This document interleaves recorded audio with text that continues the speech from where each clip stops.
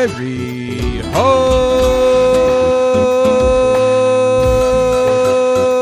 Football, the original Redskins Fans podcast.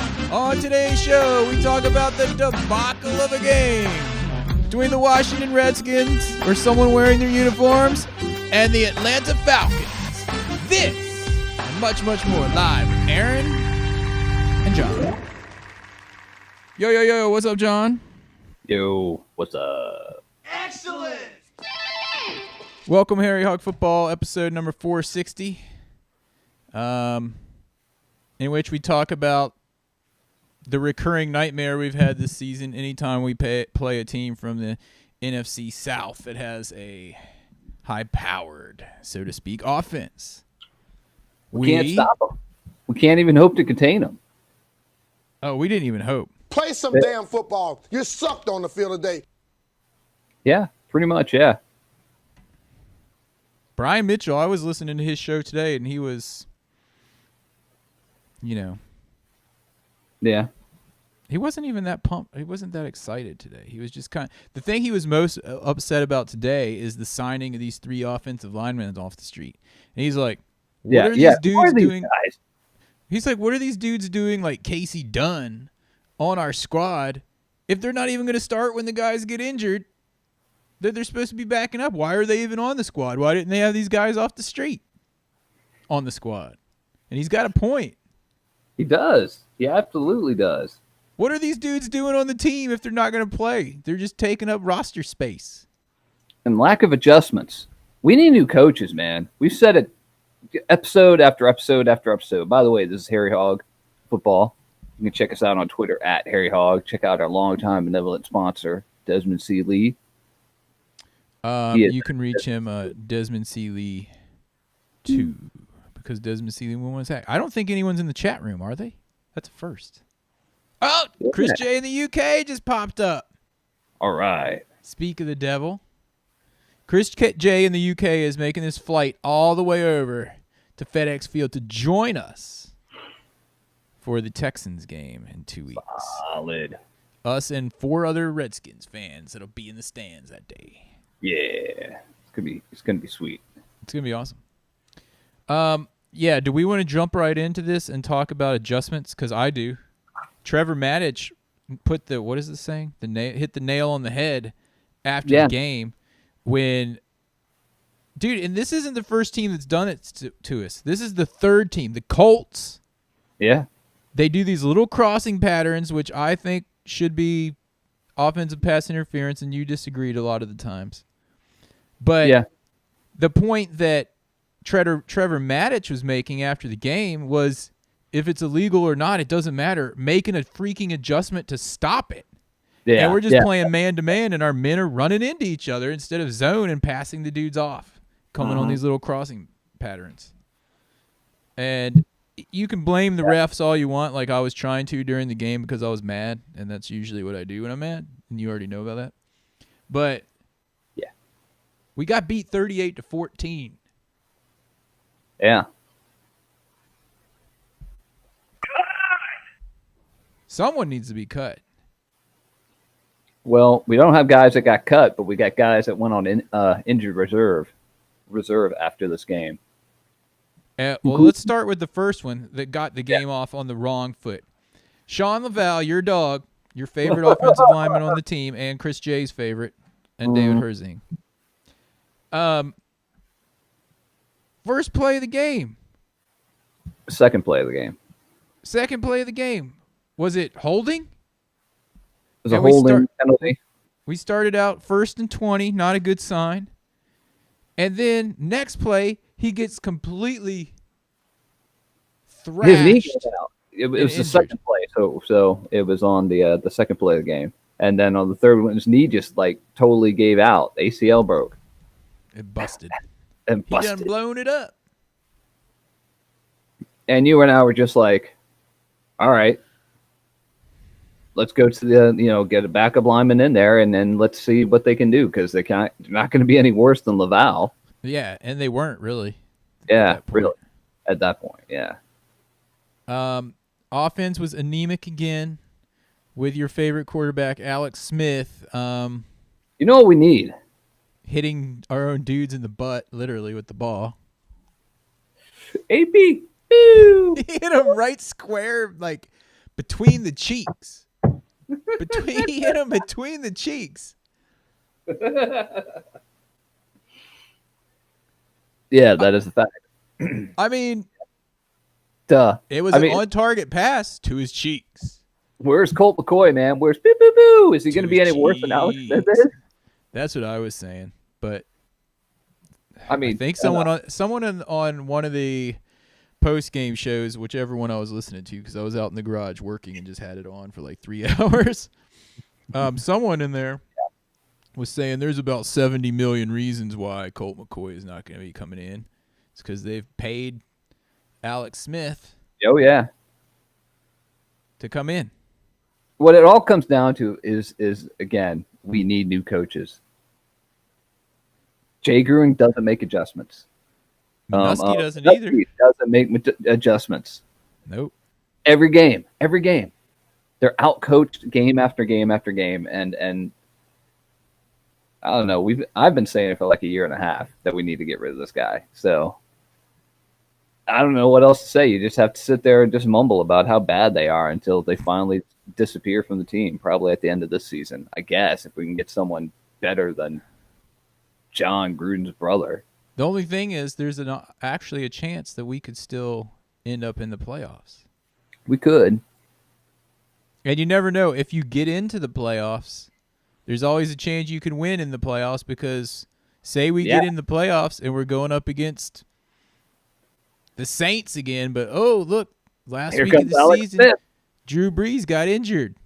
All of a sudden you got a chance. I guess.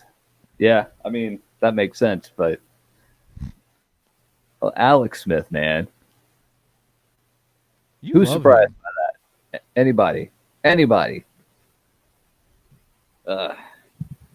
Isn't he one of your favorite players in the NFL?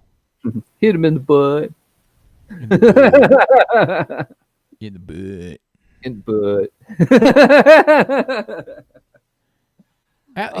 Here's my issue with Alex Smith. To me, it seems, and I don't think he does this consciously, but to me, it seems like he's more concerned with messing up than making an awesome play. Like, yeah, absolutely. He wants to play everything so safe. That's why we have all these 5-yard passes. I mean, people are complaining. I mean, you can't even blame Jay Gruden on that a lot of the times because you know the dude he's throwing it to is like the outlet guy. I think he's too like timid to take a shot at the dudes, and maybe they're not getting open. Yeah, but I think that's part of it. Yeah, but I mean, part of it, he's kind of a wuss back there. To say he plays it safe, or you can also say he's a wuss quarterback. Yeah, he wasn't a wuss when he got hit on that run, though. All right, Chris J in the UK is saying the Falcons completely shut down our running game, but was that because of the O-line injuries? It seems we were struggling before that. We were. They shut it down early because no one, think about it, no one is afraid of our receiving core and Alex Smith. So they're going to key on AP just like we keyed on Ezekiel Elliott, McCaffrey, whoever other running back that we shut down, even Alvin, what's his face, Kamara, and all those guys. Your dog Sarquan. I think it's Saquon, dude. Oh, do you think so? You're the one you call him Sarquan.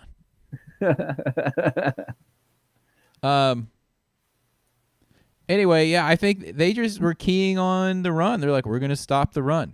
Yeah. Right? And once they stop the run. Well, the offense wasn't really what was bothering me because I expect our offense to suck with Alex Smith and the hardcore, the core receivers that are all hurt, except for Mo Harris. Where'd our defense go? They did not show up. They did not show up at all. They didn't come out of the locker room. They showed up for the first 2 plays of the game where they were pumped, and then it was like 3rd and long for the Falcons, and they got the first down, and it was like, there you go. That was our defense. Yeah. Yeah, really. Now, I know the defense was frustrated with these non-called plays that we've already discussed, these picks and all that. But still, you got to make adjustments. It's all about adjustments. That's the difference between a mediocre 9-7, 7-9 Jay Gruden coach and like top tier Bill Belichick coach or Sean Payton or someone like that. Or Joe Jackson Gibbs. Joe Jackson Gibbs. The master of halftime adjustments. Super. Yeah. You think Joe Gibbs goes into the locker room and is like, this isn't working. Let's just keep doing it. That's because what else is he going to say? I don't think he's smart enough to move to that upper tier. Who? Jay Gruden. Jay Gruden? Dude, he's not even smart enough to move to the middle tier. There's 8-year-old kids in the stands yelling at him to do something, and he just... I know. I mean... He's always on the sideline like... What's going on? I don't know what else to do. And again, offensive linemen are dropping like flies. The next one, if another one went down, where are we going to put Matt Ioannidis in on offense? That's what they said in the post game. You heard? Yeah, I guess you heard that. But I heard that. But he would probably kick. He'd probably be better than Laval in there. He probably would be. Oh yeah, Chris J brought up the pass interference by Josh Norman. That was ridiculous. Well, he had to do it because he got burnt so bad. Yeah, I was like, he had to do it because the guy was going to score a touchdown, but he also had to do it because he got burnt so bad. Yeah. Yeah. And I guess he could have taken the chance that the guy wouldn't have caught it and not done it. But he's not going to do that because then everyone would have seen how bad he got burnt. Mm-hmm. Yeah, he sucked. Then he gave up a touchdown to Julio, didn't he? No. Or was that Dunbar?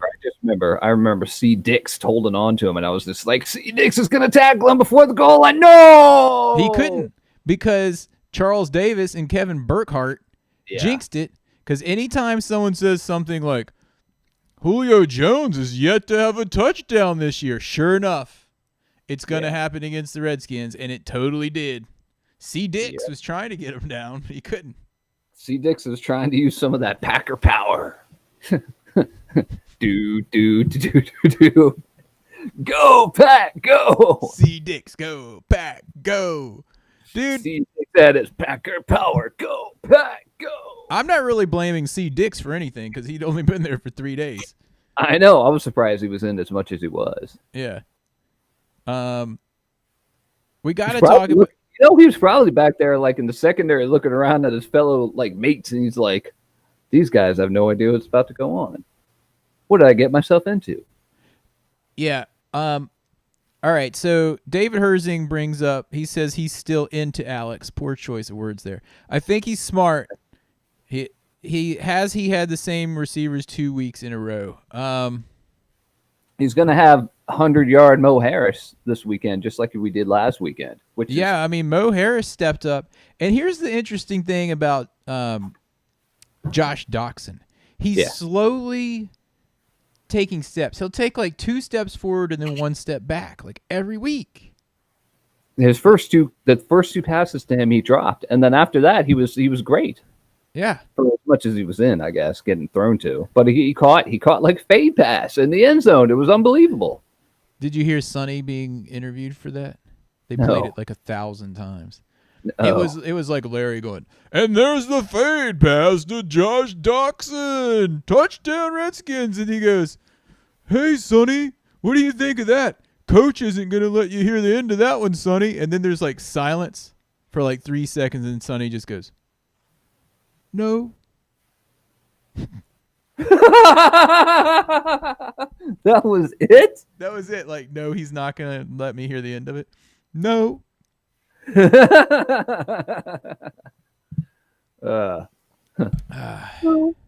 Yeah, David Herzing. Norman did get burnt. He did. Yeah. He did step up a little bit. No, Mo Harris, dude, I think that guy is not, for whatever reason, they're not giving him the same opportunities they give other receivers. Because all he does is come in and catch balls. That's all we've said. Great catches. Everybody. He's like the I don't know. He just kept sticking around during training camps the last couple of years, and then he went 10 receptions, 124 yards. Keep throwing it to him. Yeah. Yeah, we need to keep throwing it to him for sure. Second highest was Vernon Davis. Big guy.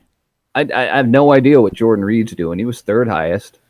VD 34 yards. We talked about this during the game. We still think they should have traded. Of course. Jordan Reed with VD. Like that, I think VD's better. He is better.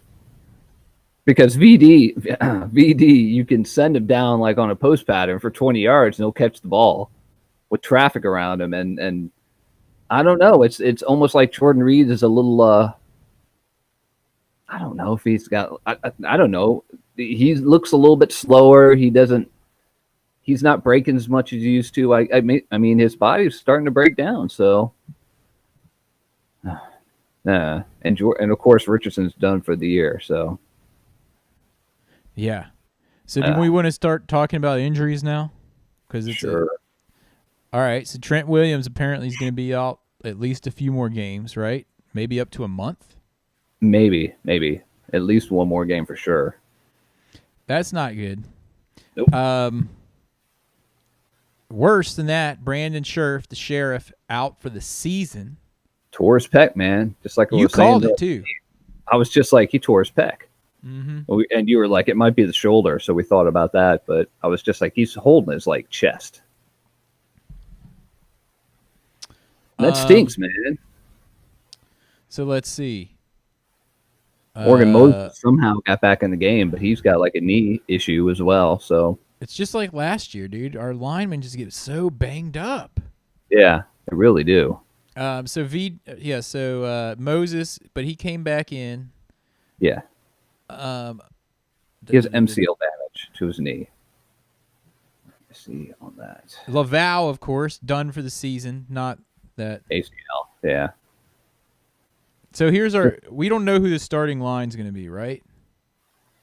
It's not like really. I mean, we've got Nitschke, who can get plugged in at like 3 or 4 spots, but I guess they're going to have to play him at left guard.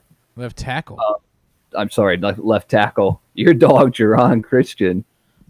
At right One tackle. job, Jerron, man. Dude. Who am I? All right, the ball gets hiked. Who am I? Whoa! In his defense, after that initial shock, he did play better by the end of the game. Whoa! That was his first NFL action. I mean, come on. He got run over like it was a steam train just flying over him. All right. Yeah, so here's the offensive line, my projected starting line, which is hard to figure out as my precarious predictions are. Yeah. So, Moses.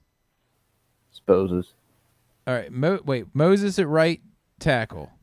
Bergstrom at right guard. Rollier. I don't know. I still want Roulier to stay at center because Bergstrom is not as good as Roulier for sure. I think Rollier is. I call him Rollier. Rollier is playing center because I think so. Yeah. Bergstrom. Is Bergstrom at right guard or left guard? I'm not sure if they know. And who's left? Mean, they signed like 3 2 dudes. tackles named Timon, like Simon, but Timon Paris, and Justin Evans. How do you know it's not Timon? It might be Timon, but there's no like accent or apostrophes. Timon, or it looks like Simon. Oh, my name is Timon. and you know I do drawings. And you know my name is Timon. So Timon Simmons is his name? Timon Paris. He's French. Who is Simmons? He's the new Frenchie. Timon Paris or Timon. Who'd we sign him from? The street? From the street. Who else we get? We got those guys. We got Casey Dunn, like a. No, I'm sorry. I didn't hear the other 2 guys. I was laughing too much. Timon. Timon and Justin Evans. Justin Evans, and then there's a third dude, right? Timon. He's the second dude. Who is the first guy? Timon, Evans, and who else? Casey Dunn. He's already been on the squad.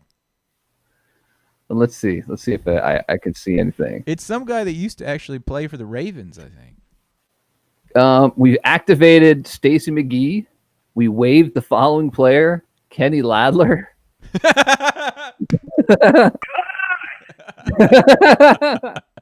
Our special team standout, Kenny Ladler.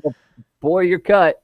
Dude, how did it take us this long into the podcast to play the cut sound for Kenny Ladler? Oh, dude, the Redskins have already terminated the following practice squad player, Justin Evans. He's been terminated. We just announced him. Terminated. We signed a guy named Jerron Jones. Did they send Arnold in? Been terminated. I'm going to Ashburn. All right, so who do we have there? So this one guy, Evans, comes in, and he's so horrible. He gets cut the first day. Did he even make it into the front door? Or did they just see him like waltzing in from the parking lot, and they're like, "No, that guy's not playing." Dude, who is that guy? There's no way that guy's a football player. Comes in. Hi, my name's Justin Evans. And they're like, "No, like, you're not." All right. Somebody called Jerron Jones. Chris J in the UK somehow retracted a message in the chat room. I don't know how you do that, but whoa, he must have said something really horrible.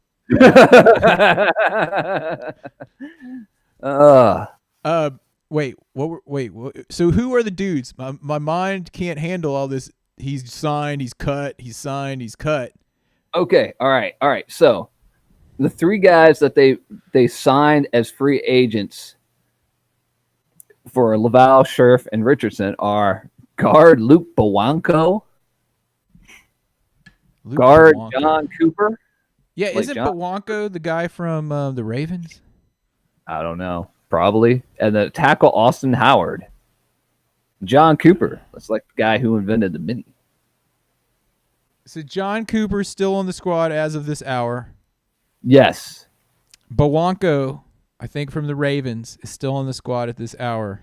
These are signed to the roster. And Timon. Yeah. Or Timon. I guess. I think Timon, I think he's on the practice squad. Bowanko, Cooper, and Howard are on the active roster. What's Howard's first name? Desmond? Austin. I would not want Desmond Howard as a tackle. He didn't work out as a return man too much either. For us. Right. Actually, he did, just not as a receiver. Yep. All right. Josh just texted, sorry, and he said that he's out to dinner with a client. Kicks to everyone.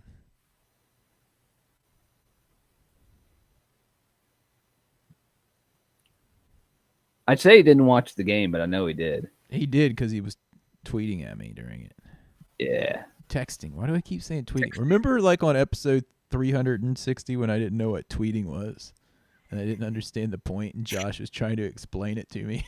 And I was like, why don't you just text people? Why don't you just... It doesn't work that way.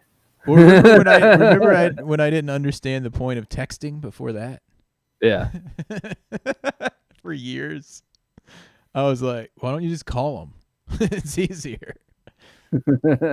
Anyway, all right, so all right. So anyway, the offensive line, to sum it up, it's in disarray and panic mode over there.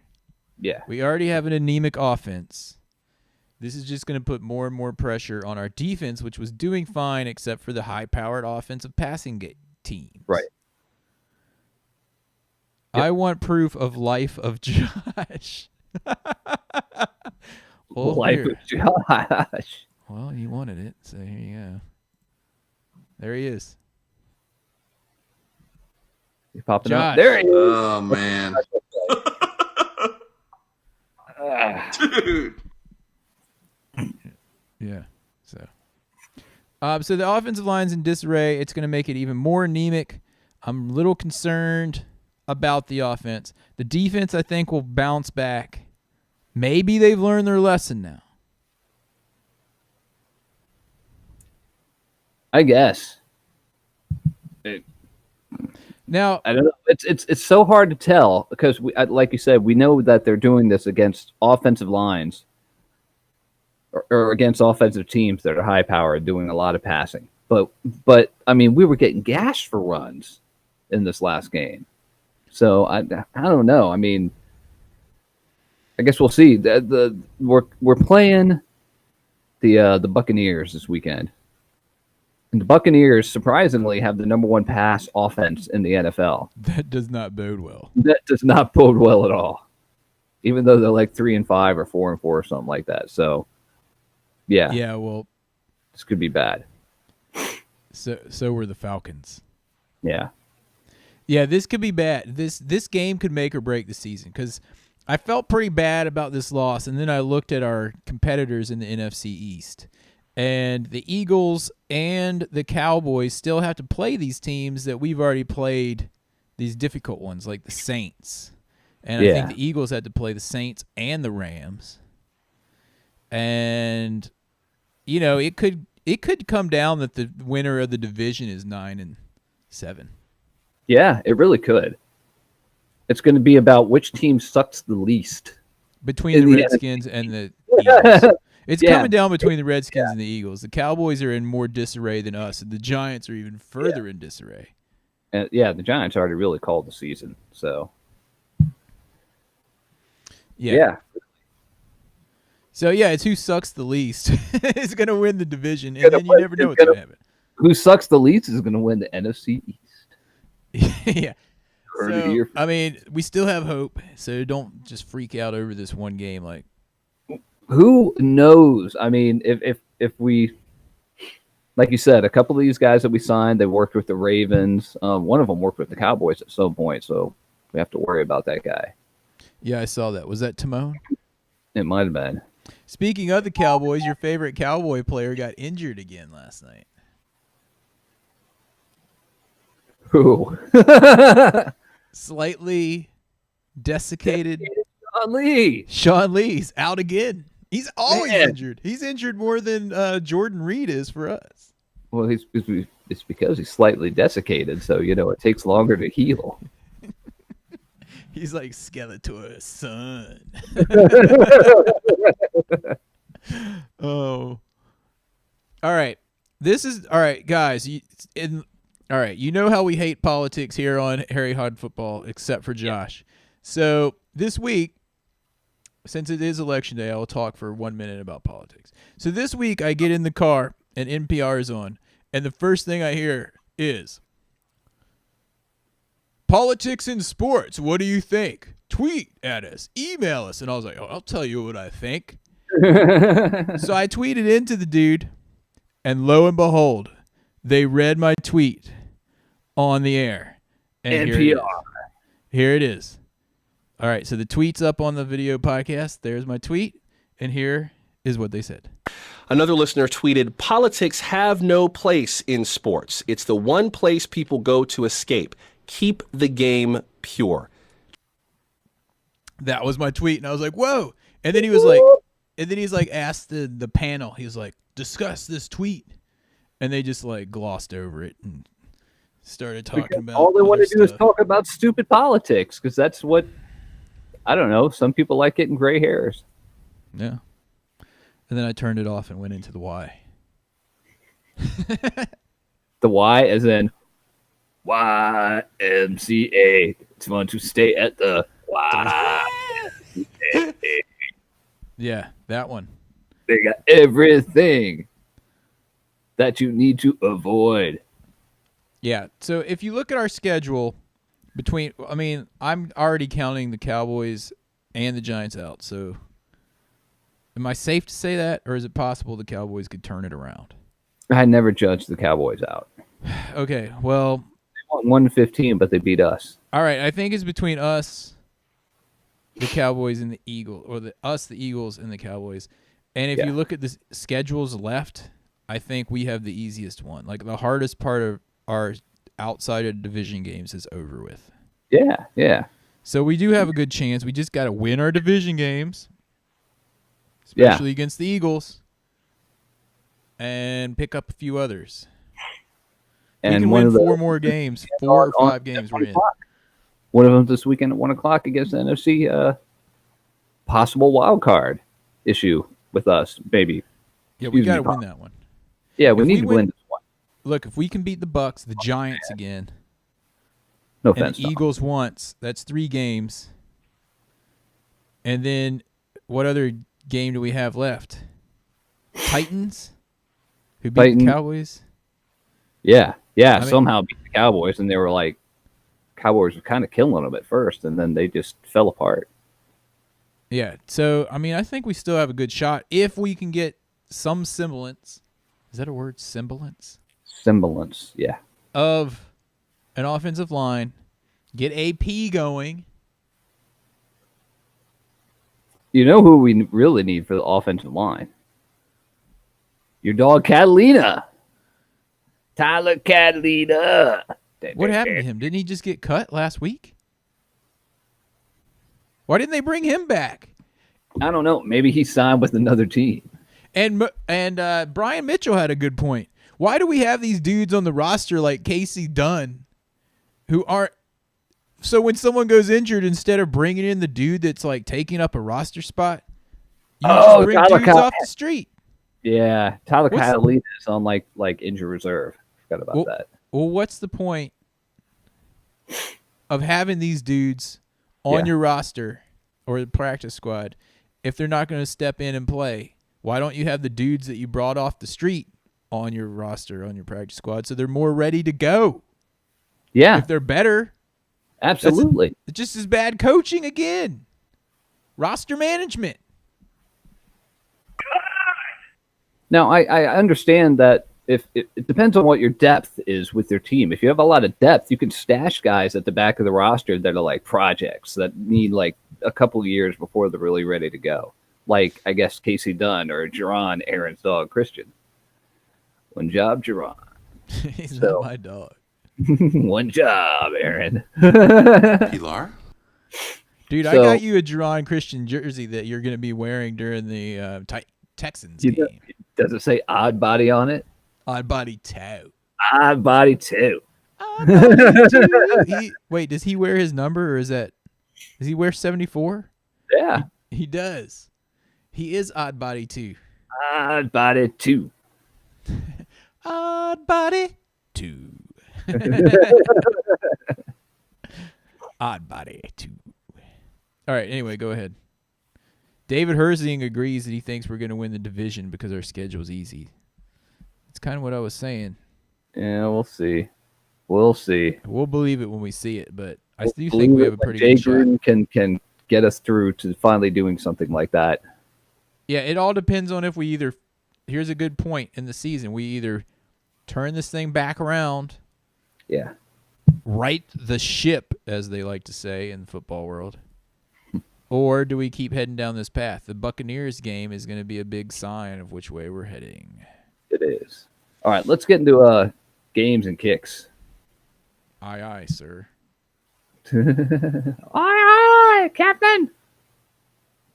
Aye, aye, sir. Let me find the... Here it is. And now, the coveted and ever-elusive Game Ball Award. The Game Ball Award. Brought to you by... I don't know.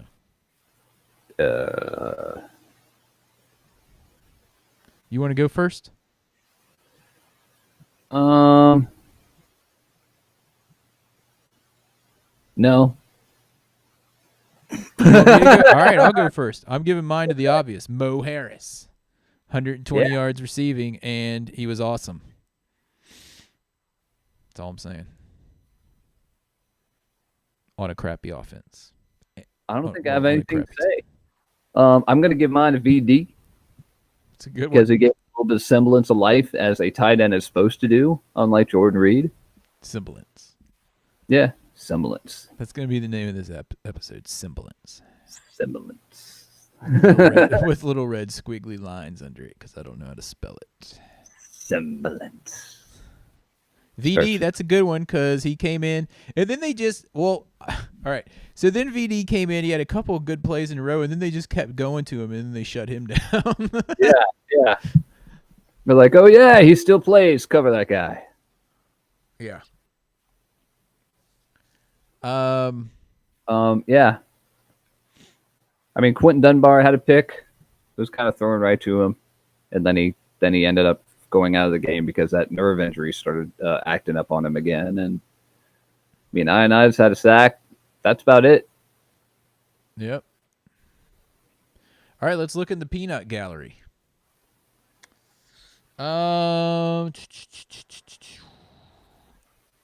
Game ball to Swearinger for bringing it. I think Swearinger was distracted in this game. He couldn't go full force because he was too busy telling ha-ha dicks where to stand and stuff like that. I saw him in there directing traffic a few times. But yeah, he does always bring it. Mo Harris, Matt Lyons is saying Mo Harris. Awesome. Yo, welcome to the chat room, Matt Lyons. Have we seen Matt Lyons in the chat room before? Possibly. Awesome. Welcome to the chat room. Or perhaps not. What? Perhaps not. Matt Lyons. What's up, Matt Lyons? David Herzing. Ionitis. For the sack. I know I spelled it wrong. He didn't even do the sack. He didn't do the sack dance this time. He just like pointed up in the air with his like hairy armpits hanging down. Like he's like Grecian 5. Landing gear.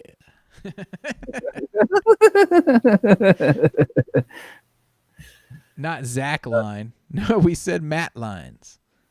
Did you say Zach Line? I didn't. No, I don't think so. Maybe. Maybe our mics are just not very clear. I was looking at it around. Yeah. It probably sounded like me. I don't think I did, but maybe. Is that it? That's it. No more game balls from the peanut gallery. Okay. Well, I didn't think there would be that many. So, because we sucked. Yeah. Yep. It's time for this week's Kicking the Balls Award.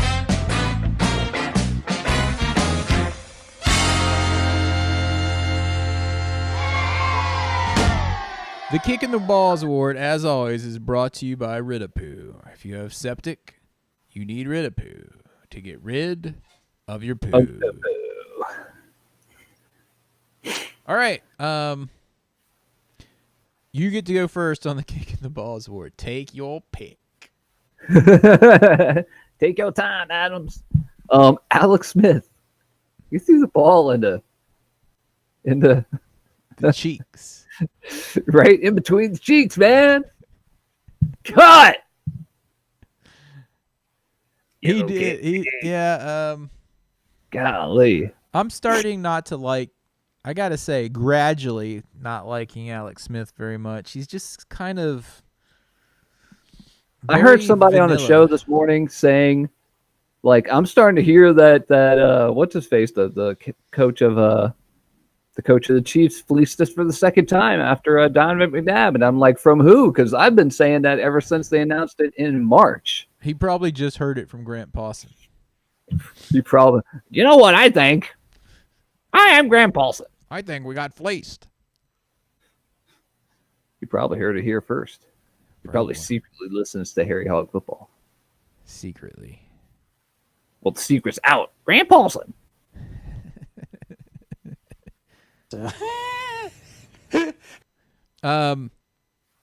Okay, well then I know let me who yours see. The first drive, I'm giving my Kicking the Balls Award to Sean Lavelle. The second drive, I'm giving my Kicking the Balls Award to Josh Doxson.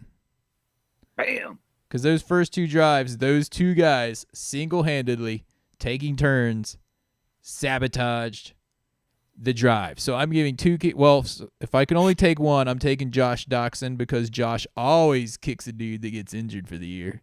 So Josh is going to take Sean Lavelle. There we go. Cut! I'm also giving a kick in the balls to Casey Dunn because he must be so bad that they brought dudes off the street to play in front of him. Casey's like, oh boy, I get to go in the game next week. I get to go in the game. They're like, nope. Casey, come over here for a second. Let's go over here to the sideline for a second. Let me talk to you first. And it's like, all right, what was the guy's name? Timon. Hey, Timon.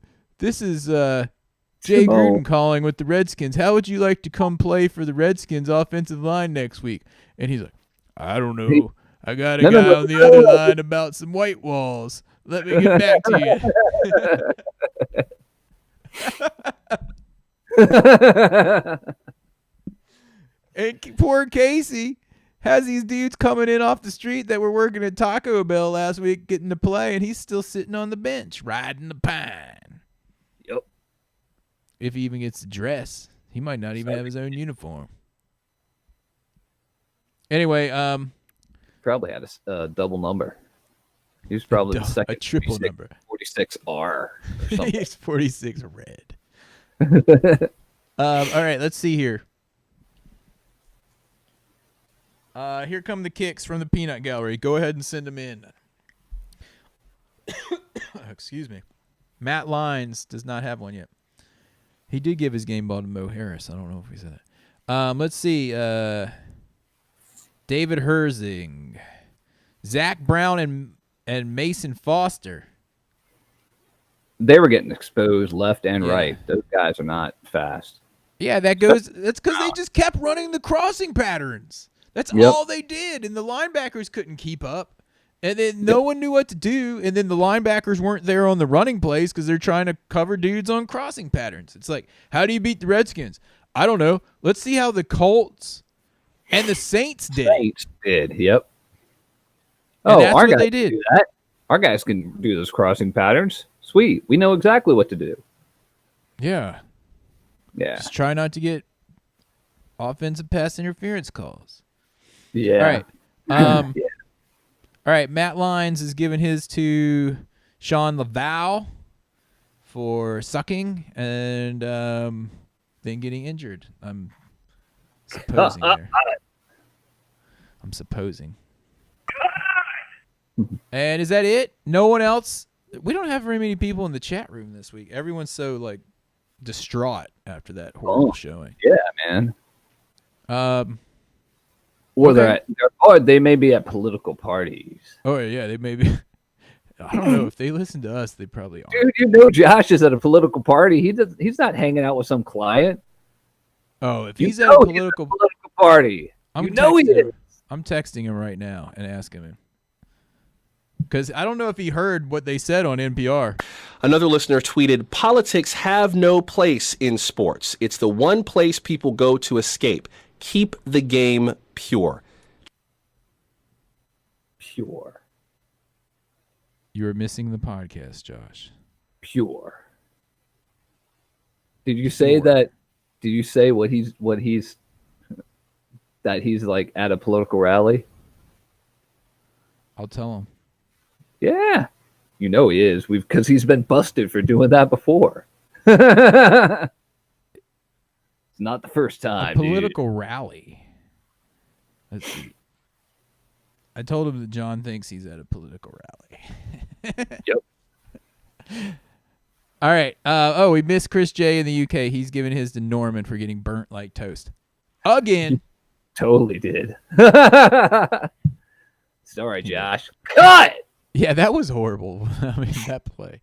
Anyway, all right. I guess that's it. Do we have anything else we want to talk about on this podcast? Oh, I got to do my precarious. Oh, yeah, dude.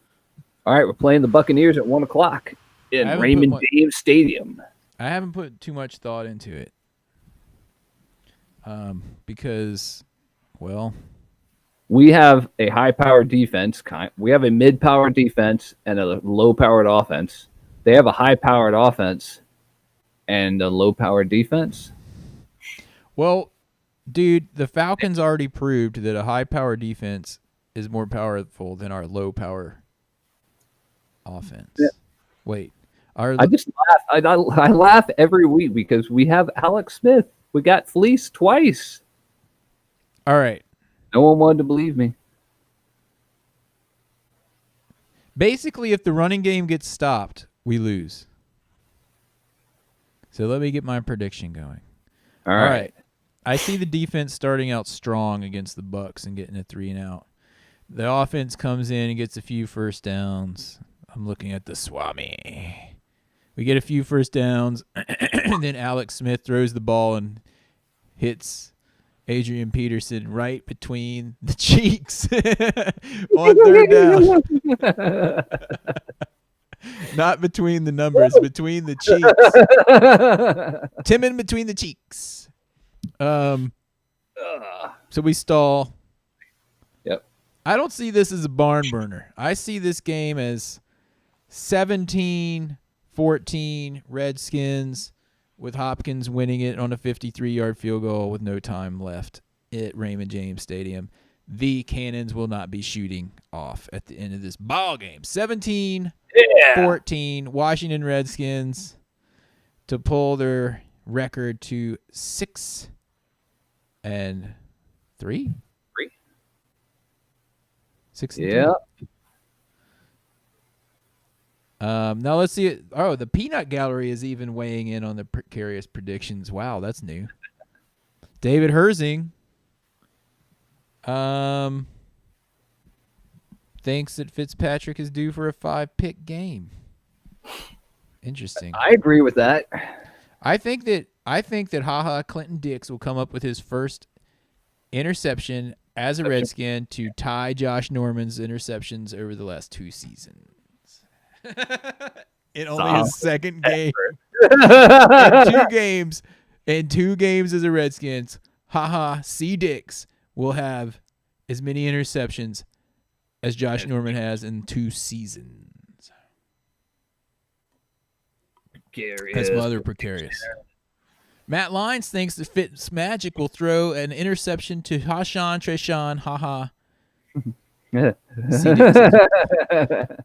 I would say that's what I just said, dude, but I know they're like 45 seconds late on the stream. So, your great minds think alike. Matt, don't call me Zach Lyons. What about Zach Lyons? It's Matt Lyons, dude. Lyons. Anyway, does that wrap it up? Are we done? Yeah. Can we get ready to watch the Bucks game? Yeah. All right, dudes.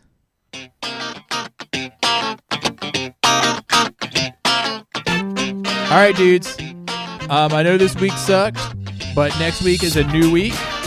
And if it made you feel any better, the Cowboys lost in their worst shape than we are. We are still in first, don't forget. We are. Yep. 5-3.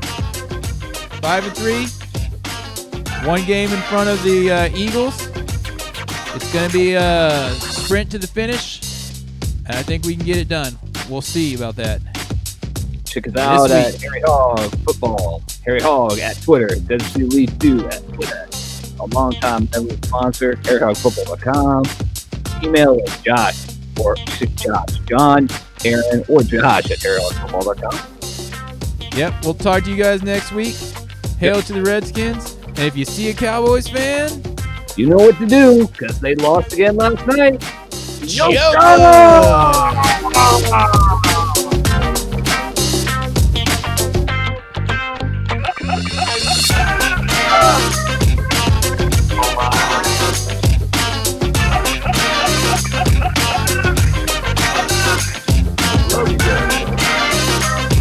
Love you guys, man.